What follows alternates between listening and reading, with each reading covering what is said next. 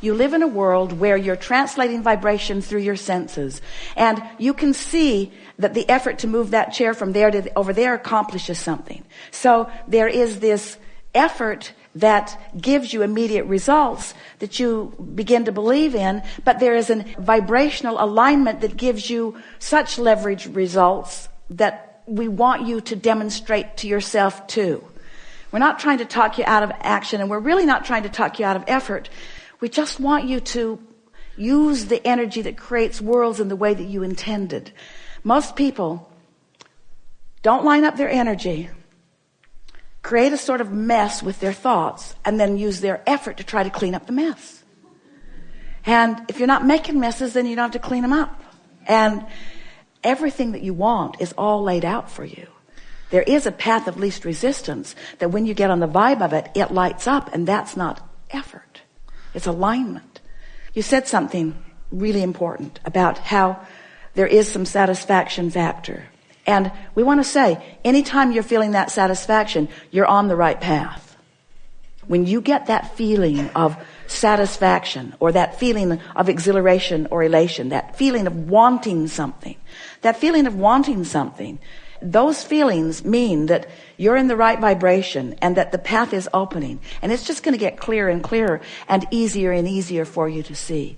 Our favorite word is you will realize it. When you're in the vibrational wavelength of something wanted, and you've practiced the momentum of it until the path of least resistance is really flowing, your realization, and that's what that satisfaction factor is. It's a realization that you're in this moment, right here, right now, on the right path. On the right vibe, on the right thought. Every thought that's ever been thought still exists. So we're not going to tell you it's gone forever, because you could talk to an old friend, listen to an old song, you could look through some old photo albums, you could focus it back in, but you won't focus it back in to where it was to begin with letting it go. In other words, it takes a while to let it go, and it would take a while to bring it back. So what are we really saying? We've been telling you for years that when you think a thought, that then you have an emotional response to the thought that you think. We say to you, when you think a thought, that active thought, then attracts other thoughts like it. And now you have a more active connection with that thought. We've been telling you that for a long time.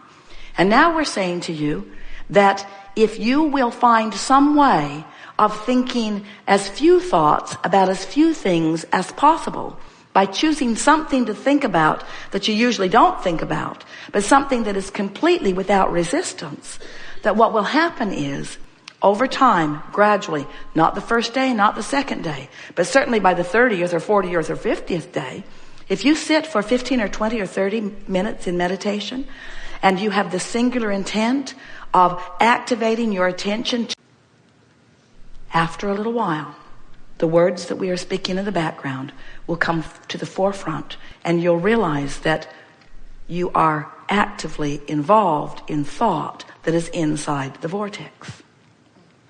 You'll find your mind rambling, but it will be on positive things. You see, you don't wrestle the unwanted to the ground. You just leave it behind. You just leave it behind. You let it just fade into the vibrational distance.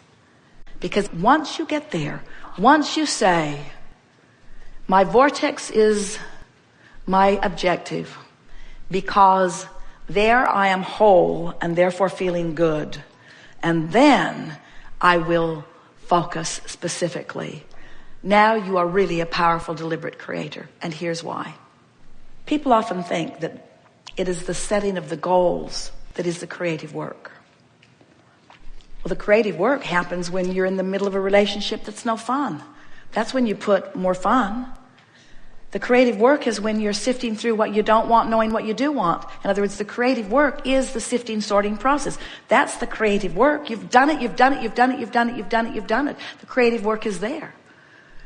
Then people think, I have to get really specific about this thing that I want. But when they're really specific, when they don't have it, what do? They hold themselves away from it. You follow that, don't you? We've been talking about that all morning.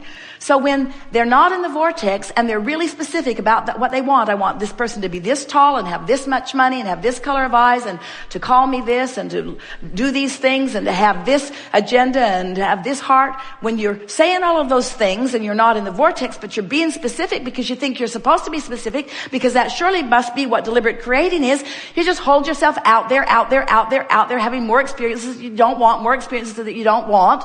Too specific. But then you get general. You quiet your mind, you bask more, you have a massage, you put your feet in the water, you pet your cat, you listen to the meditation CD, you listen to music, you do more of those things that ratchets the specifics down.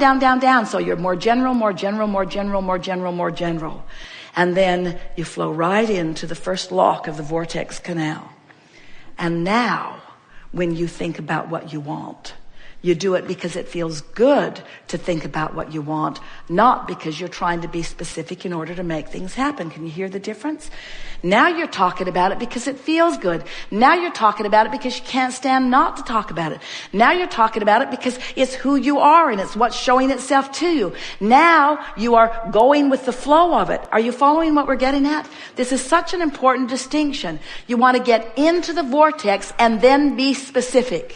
So the rule of thumb has always been, be as specific as you can be and still feel good. And when you're not in the vortex, you can't be specific at all and feel good.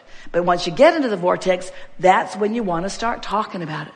Do all of your offering of consistency and of focusing once you're sure you're in the vortex, and watch the power and the leverage of the energy that creates worlds help you manifest anything that you want endlessly, eternally.